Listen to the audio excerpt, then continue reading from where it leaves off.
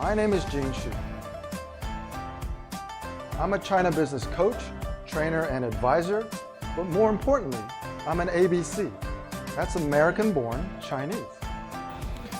When most Americans go to China, there are language barriers and there's cultural barriers, what makes it exceedingly difficult to really understand not just the nuances of Chinese culture and Chinese values, but it makes it exceedingly difficult to really empathize. At the intersection between America and China, I'm concerned about the lack of cultural awareness on both sides.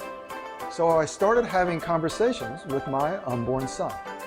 I want to try to explain our world in context in order for him to make better sense of his world. And I want him to develop a healthier attitude, mindset, and approach towards anyone from a different culture. For us as American-born Chinese, and especially for you, you will not be raised in the same environment as most people, well, as people from mainland China, which means you have to be aware that your fundamental system of values and priorities will be different. Welcome to Season 2 of Generational ABC Podcast, another series of conversations between me and my unborn son, one ABC to another. But whether they're cowards or not is not really the main point. The main point is that even though their message is hate-filled, belligerent, antagonistic, and completely unproductive, the unfortunate reality is their sentiments, the origins of their sentiments are deeply rooted in something that's real.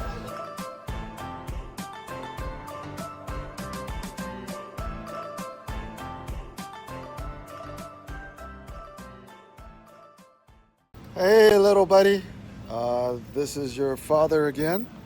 Let's see. So the theme of Season 2 is all about kind of moments in your life that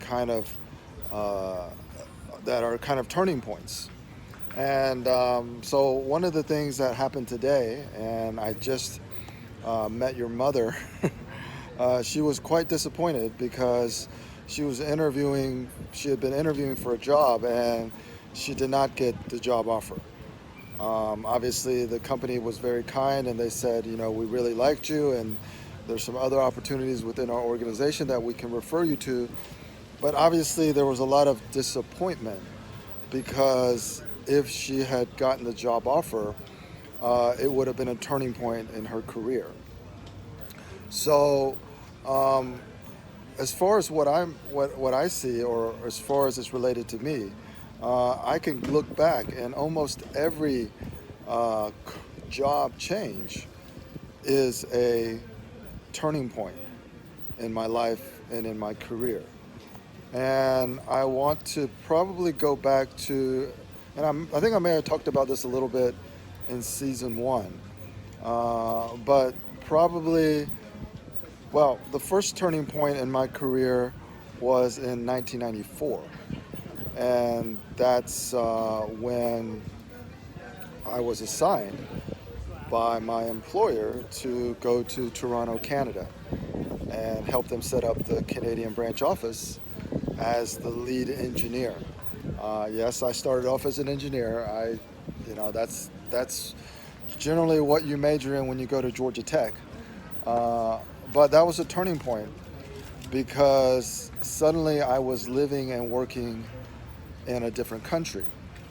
And although Canada is not that much different than the United States, there are definitely cultural differences.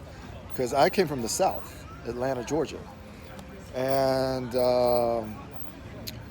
I used to speak with a really strong Southern accent. And of course I would, because I grew up in that environment. I played sports, my entire life. So when I went to Canada, I spoke with a Southern drawl. And I got a lot of strange looks initially because here I am, Chinese speaking English with a southern accent. And that was probably quite funny and unusual.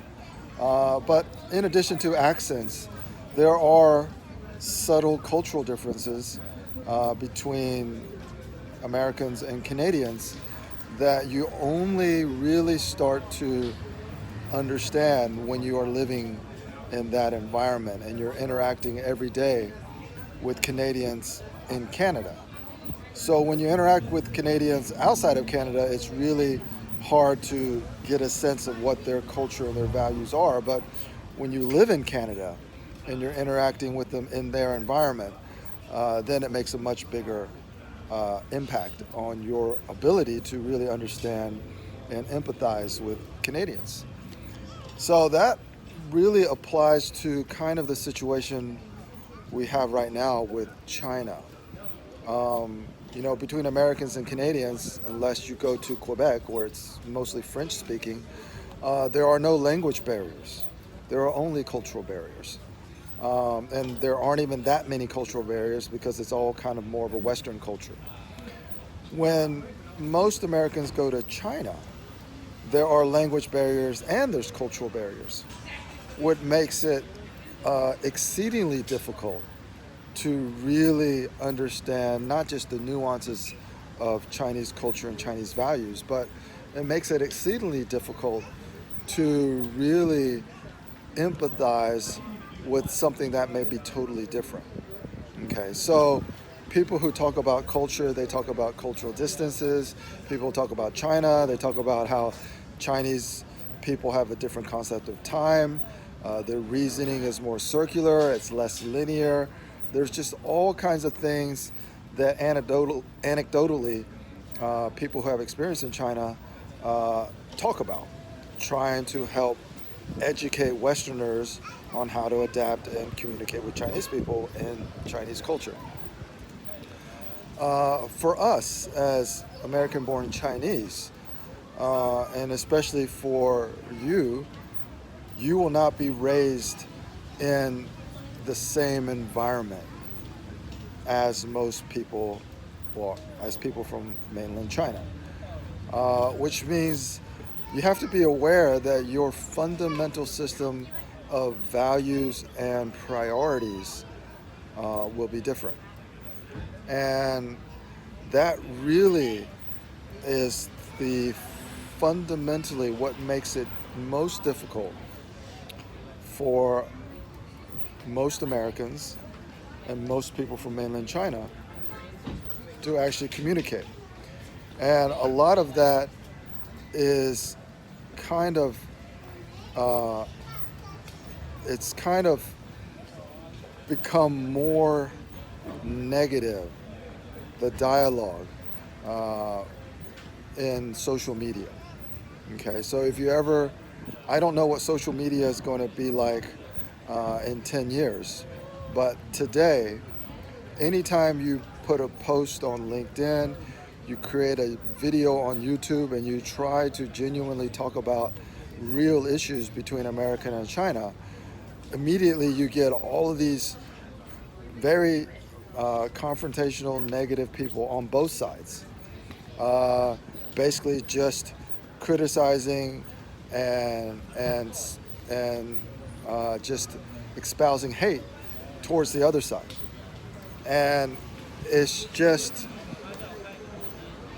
really kind of, it doesn't help the conversation, it doesn't help anybody to achieve their goals, and it's just the way that people behave today. And while most people don't say those things directly to people that they are talking to face to face, most people will anonymously post those types of comments on social media. I mean, they're really cowards, but whether they're cowards or not is not really the main point. The main point is that even though their message is hate-filled, belligerent, antagonistic, and completely unproductive, the unfortunate reality is their sentiments, the origins of their sentiments, are deeply rooted in something that's real. So even though most Chinese people may not say those negative things and go on the attack, the undercurrent is they feel a lot of the things that those bad actors actually are portraying. And that is just something that we always have to kind of be aware of when we're trying to have conversations with those types of people. Because having an argument really doesn't solve anybody's problem. Convincing somebody they're wrong actually doesn't improve the situation. And it really isn't the path that I want you to take. So whenever you're listening to this, the key message is listening is always, always more important than expressing your point of view.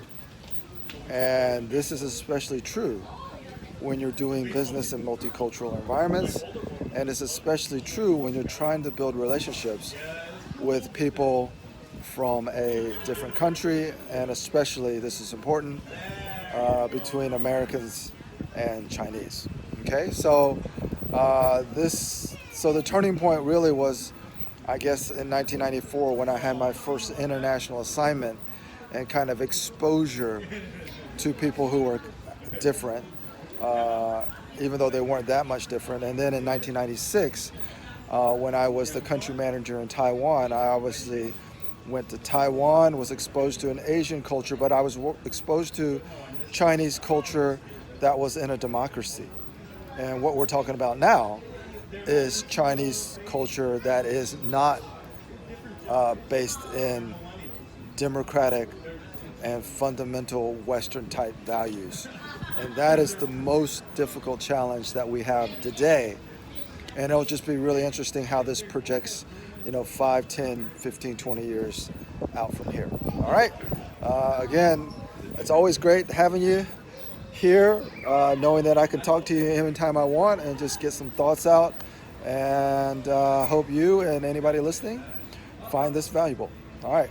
Take care, little buddy. Love you. Listen and subscribe on Apple Podcasts,